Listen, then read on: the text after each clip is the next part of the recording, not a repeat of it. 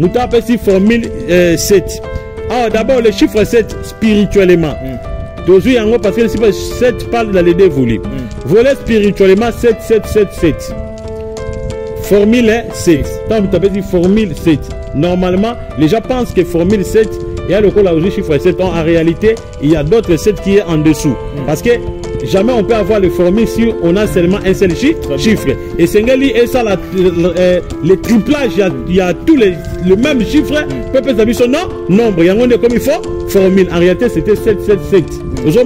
Alors, Mouta a vu formule 7. Alors, le nombre 7 dans la spiritualité, c'est la stabilisation, et la maîtrise, attirance, domination et puis envoûtement.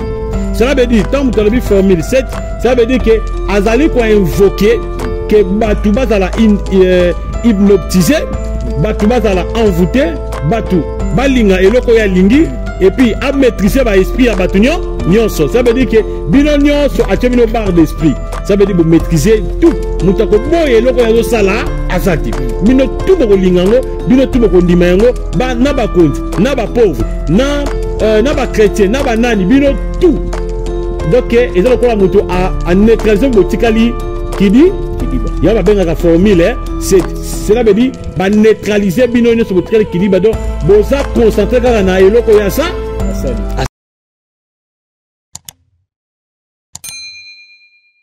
Na pesi mbote na bande konyoso ya chaîne na biso un grand merci na bana nyoso ya Nzambe ya Facebook ba abonné na biso ya Facebook ki meingela omboka wa bino pe bande konyoso ba yoko na biso si votre chaîne YouTube Prophète Ezekiel officiel. Je dis un grand merci à celui qu'on appelle Joyce Simba et à notre caméraman.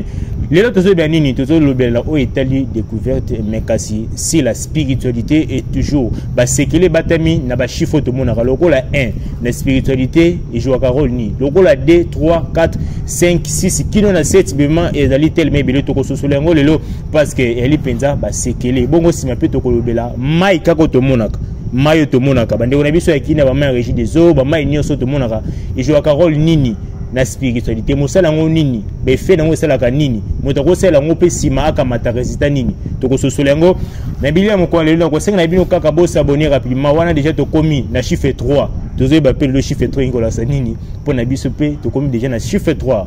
Je suis avec l'homme des îles, le prophète Ezekiel, enseignant spirituel. Là il biso biblia pour na ko panza biso penza malamu na pe simbote Mbote Isaac via. Mosa Nzambe to monio vraiment en forme to yokoloba mais kasi lo memeli biso si la spiritualité le nombre ba chiffres pe hôtel si bien sous biblia ouais ça plaisir mi pende comme sous ba mona Mosa Nzamba simba biblia te parce que mona biblia. Voilà, Bible ezali référence na biso, Bible zoloba mon peuple périt faute de connaissance. Nde bisike zoloba na Osée 4:6. Yango moto memi Bible opona hotel sabatu kenon, nyos to zoloba eza makambo uti na kati ya Bible. Alors Nzamba telemisi Amos lokola sentinelle. Bible zoloba na Amos 7 et le biete Nzambe na sala keloko moko te soki nanu natalisi ba bomba minanga et pas basali nanga basakoli te. Amos 3:7. Alors, Bible Zoba na biso na mokanda na Abakouk chapitre 2. Bible Zoba na yo Abakouk na télémission lokola sinziliki. O ba bengi na français sentinelle. O mona makambo oyo batam na molili et puis o va sonner trompette. Bible Zoba na kati na Ezekiel. So tangi na Ezekiel wana. Ezekiel chapitre 9. Bible Zoba yo Ezekiel mwana na moto fils de l'homme na télévision lokola sentinelle soki na lobi na mutu wana atika masuma kokufa soki oyebisi ete nganzambe na koboma yo et puis na kosenga makila ya mutu wana epai na yo mais soki oyebisi ye mutu wana akufi na mabe na ye makila na ye kozala likolo na ye moko yo po mibikisami. Alors nous appliquons la logique de la parole de Dieu qui est la Bible. Toza kaka pona ko dévoiler, toza na pona hotel sabato le risque, le danger batu baye bakati. C'est ça ma mission. Yango moto me bango Bible. Na moto sambelité. Seigneur Jésus-Christ, papa nyonso mama nyonso apambwama. Pambola mutu nyonso oya kosala 90 partage na 90 personnes. Apambwama dans le nom puissant de Jésus-Christ. Mutu nyonso oya pa ko s'abonner apambwama. Mutu nyonso dans na posa atika kis atika magie zambe pese makasi akuta nanga l'homme de bishima na sambela pone po abika po ba pasteur ya polokondo ba komi ebele na komba Jésus Christ de to bonde libongo amen amen. Mosa Nzambe Mosala Nzambe assez conseil mama prophète ne motu koloba ete Nzambe avec le côté ça ko ve makamne na basene basako. Donc koloba ete cause la prophète zaka lisakolité pour te bete lob mutoka soit prophète c'est qu'il fa beta moi 3 lisakol 4. Cause à la prophète et ça premièrement ezali prophécité un prophète a le la boussole attend lisaka temps. Boussole attend lisaka position. Boussole azali localisation. Alors un prophète aza le signe du temps. Un prophète aza mutu oyo azokota lisayo état d'âme na yo ndenge zali par rapport à la parole de Dieu. Et un prophète a sonaka trompette. Cela veut dire azali ko annoncer bino le grand danger ko comme la bino dans la fiti. C'est ça le rôle d'un prophète. Donc le autre moment na muso loti ndoto a comme prophète. Non, le prophète n'est pas tout ça. Le prophète azali mutu oyo azolo ba makambo za caché, mutu azotalisa azo positionner génération par rapport aux écritures bibliques et puis azo identifier génération par rapport au temps. Ndeti étant autozalim ils attendent oyo bible zo le temps de la fin parce que Jésus-Christ aloba était na temps à Sodome na Gomorrhe le même esprit est qu'on se manifester le jour où le fils de l'homme sera manifesté parce que notamment en Luc chapitre 17 verset 28. Alors le temps que nous sommes ils attendent oyo tozomona le même esprit dans Lot na Sodome et Gomorrhe c'est le même esprit et kotilelo. L'esprit de la Sodome et Gomorrhe, homosexualité, mobali contre mobali, moi si contre moi si. Et c'est le même esprit, c'est ça, on doit déterminer que nous sommes dans le temps de la fin. Alors un prophète, sa mission c'est ça, à quoi identifier tant par rapport à la prophétie, donc c'est un peu ça. Voilà Moussa Nzambe Siko, et Makambo est tellement Makambo à chiffre. Lieni Nezali, le Oyo, spiritualité, na chiffre to comme le roi 1, tout ce 7 na koloba lieni nezali na katikati ya spiritualité pe chiffre de komona to kotango na kelasi. Donc je n'ai pas bien compris la question. Lelo oto komona ndengo bi makambo estel mambo ba chiffre milimo aux influencer na ba chiffre to ebité na ba chiffre oto komona na spiritualité lieni nezali ozo kokanga bango na ba chiffre na biso to komona na ezali spiritualité. Bon, la première des choses batofoma belo komoko. Les chiffres et la spiritualité, c'est la même chose. Parce que, sur la Bible, Jésus-Christ a ça 3 jours. Pourquoi a ça 3 jours à Mabélé et puis a aussi quoi le 3e jour? Pourquoi a qui toujours les chiffres 3? C'est la spiritualité. Parce que dans il y a des chiffres, ils ont la énergie. Nakati ya ba énergie ezala kanaba vibration. Nakati ya ba vibration ezala kanaba ondulation. Nakati ya ba ondulation ezala kanaba esprit. Vous comprenez? Très bien. Donc wana ba bengango numérologie. Pourquoi Lazare a sala 4 jours na cimetière? Pourquoi Yesu azala ki tenté na 40e jour? Vous comprenez? 40e jour. Et pourquoi Jésus-Christ a koufaki à partir il y a 9 heures. Vous comprenez? Tout ça ezali ba chiffre. Ezali ba chiffre. Pourquoi Jésus-Christ a bané ko bon de la plus à partir de 15 heures. Et ça ba chiffre parce qu'à partir de ba chiffre net ozomona ba énergie. Yango monaka mutu ndenga zaboye mukolonyo so mutabota maka ezaka influencé par une entité, par une énergie. Batusomoni abotami le 20, nombre 20, ils ont influencé par une énergie, ils ont influencé par un esprit. Mutuso abotami le 3, Mutuso abotami le premier. Donc chaque lettre, plutôt chaque chiffre, ils ont codé par un esprit. Ils ont influencé yo. Mutabotami le 23. Par exemple, bateau babotami le 4. Bateau wana babotami peut-être le 4, bazaka trop tenté l'esprit de mort. Bateau babotami le 3, bazaka ba chansard. Bateau babotami le 23. Bateau par exemple babotami le 23, bateau bazora grâce. Parce que le 23 aux 8 plus 3 ça donne 5. Chiffre 5 et ça chiffre ya grâce. Il y a grâce parce que tout ça ba nombre, tout ça ba chiffre. Donc son mutabotami le 23 aza muta grâce. Mutabotami abotami par exemple le 21 aza mutu oyo akozala plus bloqué. Mutu abotami le 21 toute sa vie akozala bloqué parce que toujours 2 plus mutu abotami le 11 plutôt mutu abotami le 11 akozala bloqué toujours 1 plus 1 ça donne 2. chiffre D ezali chiffre nini, chiffre D ezali chiffre ya blocage, ya liwa, ya molili, ya confusion. Vous comprenez? Donc chaque chiffre est codé par un esprit, par un esprit, par un esprit. Il y a un moni Jésus-Christ pour c'est quoi?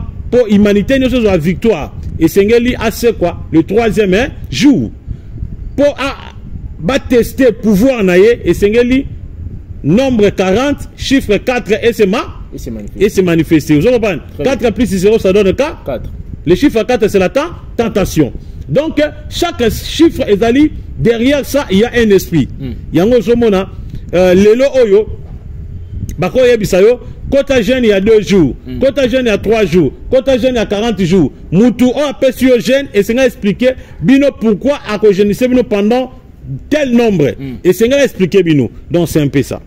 Vraiment makambo yali tellement makasi mingi loyengi mosala nzambe ani ko simba ka ngo kasi mosala nzambe lo to mona ka ba vocation mususu mutake bo beti vocation moko peut-être 00 etel 008 006 eza biloko moko ba chiffre to mona ka l'influencer e utaka na molimo ndeki telebiso awa pour mutebeta code wana amoni pa parisa milimo bibi. Bon, mutu soka beti code wana pourquoi? Parce que nous avons expliqué que chaque code derrière chaque code, il y a les énergies. Derrière les énergies, il y a ce qu'on appelle la vibration. Après la vibration, les ondulations. Vous comprenez? Donc, on a expliqué déjà. Alors, quand vous avez code 0007, 777, hein? Chiffre 777, ils ont faux chiffre.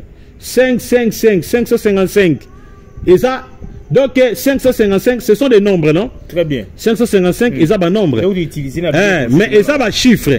Mais en réalité ils ont mot de passe. Ils ont mot de passe où ils ont décoder un pentacle magique. Ndeti 555. 555 ceux qui ont ligné au bel là-bas esprit. Moutalinga bel peut-être esprit il y a monde infernal. Et Sengeli ko invoqué Lucifer na suka beta 555. Modi wana so beti ka kumbo wa nombre wana. So da devant cimetière, oza devant tombe, oza devant n'importe quel eloko moko, eza mystique automatiquement ba djinn ba osa l'apparition. Ça veut dire eza numéro tout doit Satan, obengi Satan et modi direct 555. Ya omoni ba tchela biso na basani. Ba tebele ba yebi pourquoi ba tchela biso na basanité. Alors Sokoye 999 ils ont marque de la bête qui est le 666 999. Alors so ba on inversé en haut et puis 666 la marque tout droit de la bête mais diable a yebi ko inversé en haut pour ba tu vas comprendre té. On se comprendre. Alors toke ndet mission mon ayoka ki mortel 06. Mais les gens ne comprennent pas.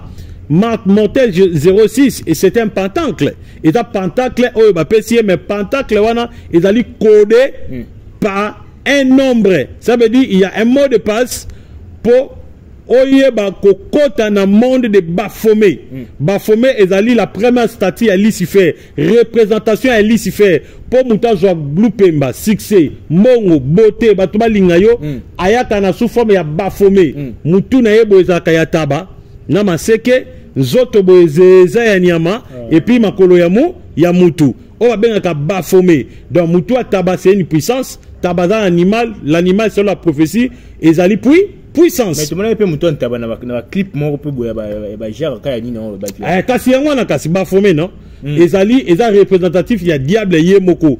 Batou et puis représentatif wana bato bana ba maïkai franc-maçon donc bato bana ba secte. Ba eba ko représenter diable tant que les grands Baphomet. Alors, tant vous avez dit mortal 07.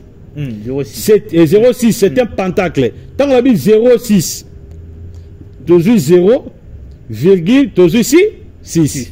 06. Et ça déjà, mot de passe. Oui, je me m'abattuba quand on a monde de Baphomet, monde ya succès. Ça veut dire que monde a succès, monde de Baphomet, monde a succès, monde où Moutousora Koti a changé vie na Mobimba. Donc, les acquis pentacle, ça qui est. Il y a un clip na mortal 06. Alors, toquer un muséum sous la formule c'est 7. Les gens ne comprennent pas. Au moins que le diable est toujours un pervers, diable azana pona ko troubler batu, diable azana pona ko distraire batu. Muta appelle si formule 7. Alors d'abord le chiffre 7 spirituellement. Toujours yango parce que le chiffre 7 parle dans les deux volets. Volet spirituellement 7 7 7 7. Formule 7. Tant tu appelles formule 7. Normalement, les gens pensent que formule 7 et à le coup là aussi chiffre 7. En réalité, il y a d'autres 7 qui est en dessous. Parce que jamais on peut avoir le formule si on a seulement un seul chiffre. Et Sengali et ça le triplage, il y a tous le même chiffre. Peut s'habiller son nombre. Il y a un comme il faut formule. En réalité, c'était 7 7 7. Alors, Moutarbi formule 7. Alors, le nombre 7 dans la spiritualité, c'est la stabilisation. Et la maîtrise, attirance, domination et puis envoûtement.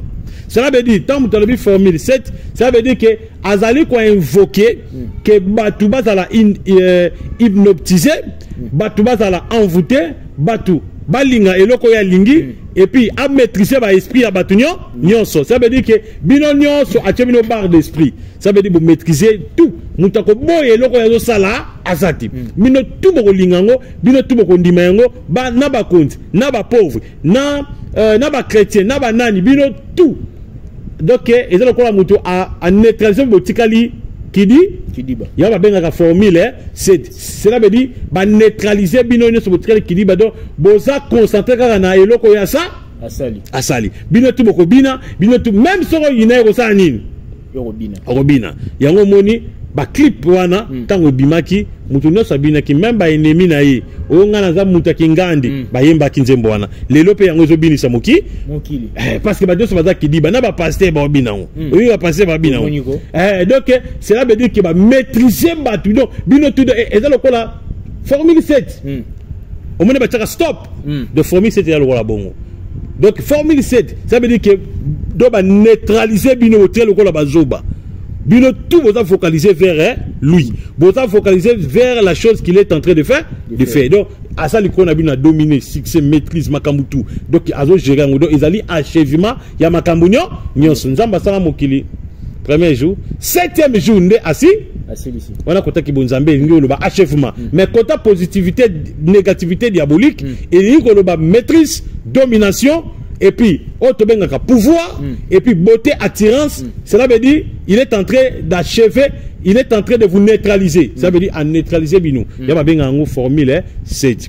Bah que nos temps partout, dans l'ouvrage, au moins 7 na spiritualité négative, et lui qu'on qui dit bah. Donc, à ce album na batunyo qui dit bah. Il y a un album ni nous obéta kolega et ça. Mosala Nzambe d'ailleurs Kopumbuka. Na sengi na bino toujours vous s'abonner rapidement dans votre chaîne Prophète Ezekiel officiel. Pour nous aussi c'est le cambo aussi c'est moi CGO Mosala Nzambe.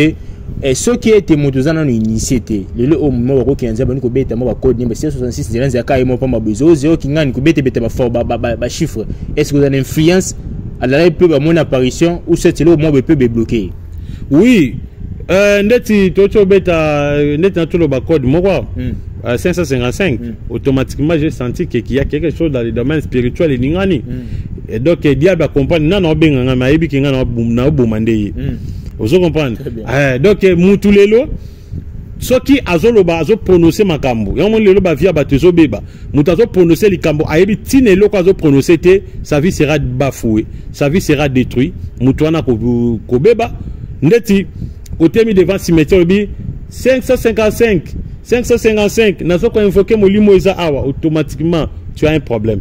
Ozaku na moyen ya kokima devant cimetière wana te. Makolo ko malwala libende. Et puis mutu akufa ko sa nini? A solo na yo. Vino baby. Vous comprenez? Donc mutu azoyema azobeta code wana même na ignorance sa vie est détruit. Au moni pourquoi na ba sani à 555? Est-ce que les lobos mon en sous-songo? Pensate tu vas comprendre, diable a compris que ezali pentacle, ezali mot de passe spirituel. Diable a limité tu vas comprendre le wana. Yango moni ba izini wana ba nosa ba sani wana ba longola ba nombre wana. Vous comprenez? Mais eloko wana ba tsoba yebe eloko moko tangu ba tondo suma ba sana ba 555 ba no ko utiliser. Satan abana ko ko communiquer abanda ko connecter ba corps ya bato ba corps physique ya bato avec des djinns au dans le monde infernal yango moni après évasion ya basani wana ba maladie kidi ki debima na mokili ba maladie ne ba chikungunya to yeba yango te lelo ebima ba maladie cancer hein ba maladie ndeti cirrhose de foie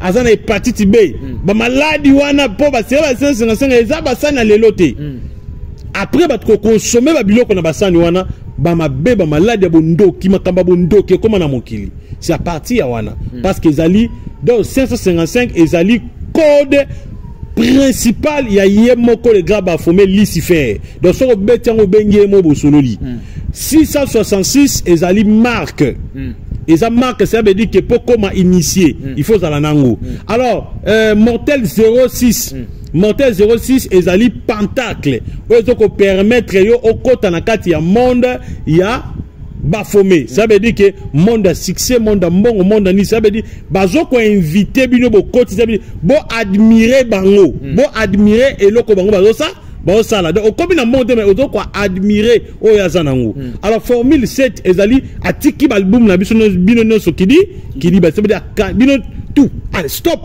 on ni na biso lo vanda wana e ko yokana te vanda wana ko yokana te on vanda yebisanga nze muni zo beta lelo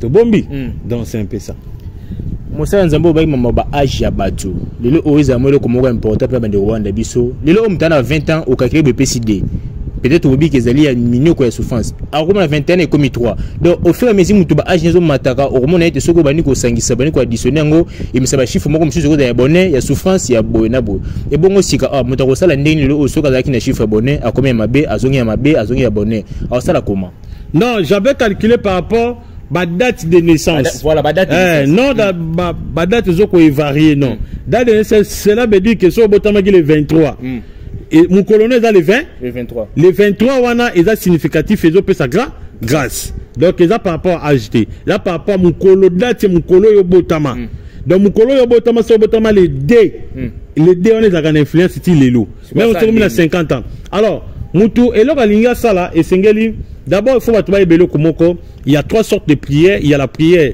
invocatoire prière imprécatoire et prière de supplication. Prière de supplication, c'est la prière to lobaka na munoko, c'est la prière ezanga cérémonie. O balabaka tout a été donné par la parole de Dieu. Alors, deuxième prière, la prière à partir de fourmis. Prière à partir de fourmis, c'est la prière la plus efficace au monde. Alors, Moutoufoua, ça la bain de nettoyage, la bain de purification. Ça veut dire, tant que Moutazo remarqué que Vinezo Bongate, quand on a deuxième degré, la prière invocatoire, Bible dans Jérémie 33, invoque moi. Ça veut dire, il faut que tu prière, on est 5 formule. Formule, il n'y a que ça là. D'abord, il y a un âge. Vous avez un âge. Par exemple, Moutazo a 28 ans. Moutazo a 28 ans. Tous en a 2. Tozana 8 mutu arosomba nini et là on y a quoi ça là tozi 2 plus 8 ça donne 10 mutu fo azala na 10 bouteilles ya mai 10 bouteilles ya mai tozunde ti mai mutu na 10 bouteilles ya mai alors avec 10 bouteilles ya mai oyo je donne une formule pour comprendre mutu ozana 28 ans makambe simbate faut somba 10 bouteilles ya mai ce qu'il faut ça là on va benga ka bain de purification au purifier nini Bible zoba mokana na 1 Corinthiens chapitre 15 verset 40 mutu ana nzoto moko te mutala banzoto ebeli Bible te sibiso na ba Ephésiens tozana 3 sortes ya corps tozana corps âme et esprit mais le corps physique au-delà des corps physiques il y a plusieurs corps selon 1 Corinthiens chapitre 15 verset 40 au-delà des corps nabiso et dans le corps moko vanda na banzoto nabiso ba benga ngo ba dimension ba corps wana yango e enkesaka mabe nyonso mutazo sala mabe wana ba benga ngo ba karma et vanda na corps ba benga corps causal alors na corps causal ndebisika ma influence ya numérologie ya mukolo to botamande et yebaka kovanda obotama par exemple le 11 epesi D ezali molima blocage alors nakata molima blocage faut somba nini nakata molima blocage faut somba au calculer date année oyo kokisi bambulo kokisi par exemple aussi 28 ans au somba 10 aujourd'hui 2 plus 8 ça donne 10 au sombi bouteille pourquoi mai parce que nakata mai oyo mai ezali na élément makasi nakata mai ezalaka na cerveau mai babengango absence nakata mai oyo soko tali peut-être mai échangeaka couleur omoni devant couleur oyo oyo betali biso boye tango tie devant mai omona mai échange couleur omoni ekomi rouge ekomi bleu ekomi vert ça veut dire que mai azozo couleur nyonso zo présenter ye lelo so moni muta bololo tuni mai eza couleur ni ayeso mai eza couleur pembe amila milinga mai eza na couleur te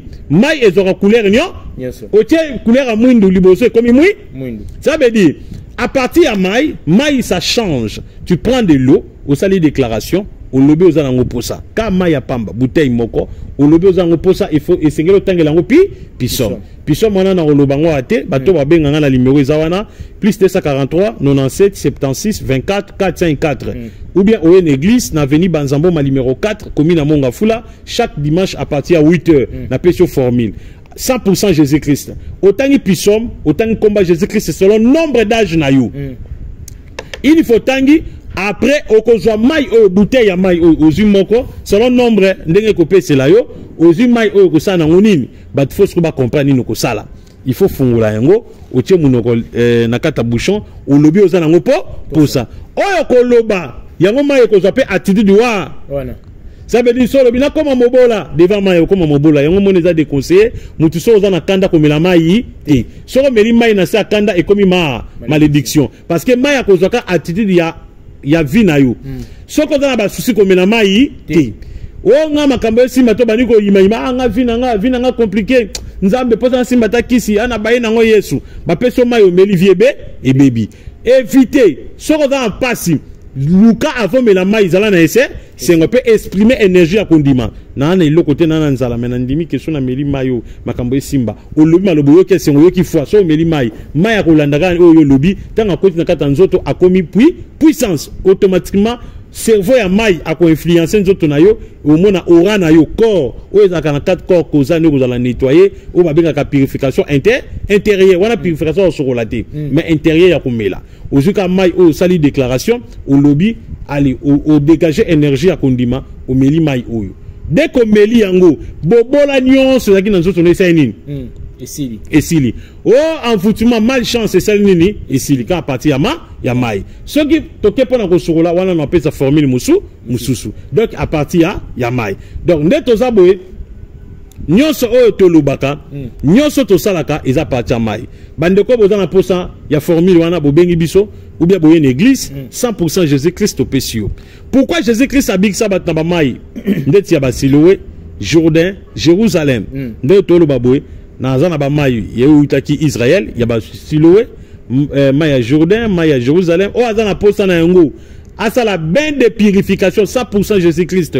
Maïwana et nzamba sala ba miracle belé surtout Maya Jourdain. Maya Bethesda, nzamba sala ba miracle belé na Maïwana onction zali.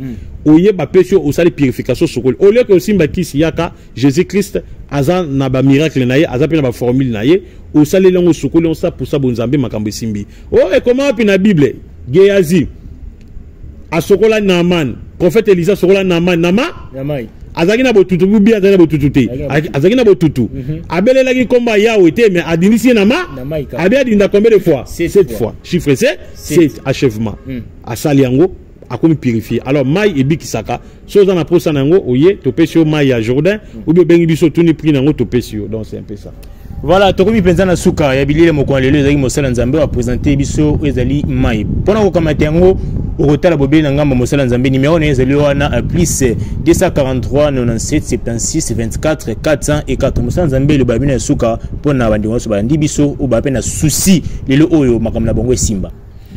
Bana nzambe nyonso biso bozali Yesu azoloba na Matthieu chapitre 11 verset 28 venez à moi bino bato boza kolemba na décharger bino souci 1 Pierre chapitre 5 verset 8 azoloba bo décharger sur lui tous vos soucis car lui-même prendra soin de vous au moins na Yesu ta kitina manzamba la na mande fa pembe ngai nzambe Yesu na ye yaka na ba problème non Yesu azana kata bato ya tindi opia sana bango alliance yaka et pa nga prophète Ézéchiel dans simple na yambaka nga gratuit na consulter yo na pêche orientation 100% Jésus-Christ Nathalie sin astrologique nous na yebi makambo na yebi so salabu so oza na mbongo na yo osombi ba mai ya prière osaleli yango 100% Jésus-Christ de Nazareth ozwi solution olala bien oteke na soki eloko bena te eza makambo ki bonzambe 100% Jésus donc c'est un peu ça et puis na osenga na bato bo s'abonner makasi pour na zoya na prochaine révélation dans la chaîne oyo. Voilà, Moussa Nzamba BT, vous s'abonner, juste s'abonner, on peut activer cloche de notification pour tout notifier à tout moment. Moussa Nzamba est disponible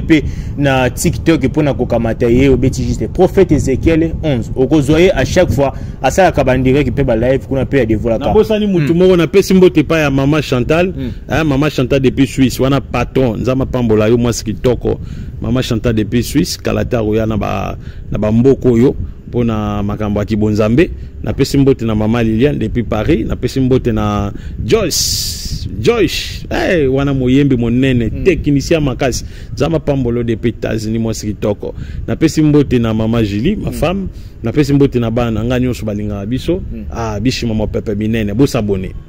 Yango ezaki loba Moussa Nzambe, je dis un grand merci à notre caméraman Veroteri, mon président pena lisanga nyoso ya ba santo ya ba Kristo ba na ngambo ya Angola, Congo Brazzaville, boali partout en Europe au bo soutenaka biso na chaîne au partager cette émission puis sanga na motivation s'abonner pour nous conseiller biso penza plaisir et ming. Je vous dis bye et à la prochaine.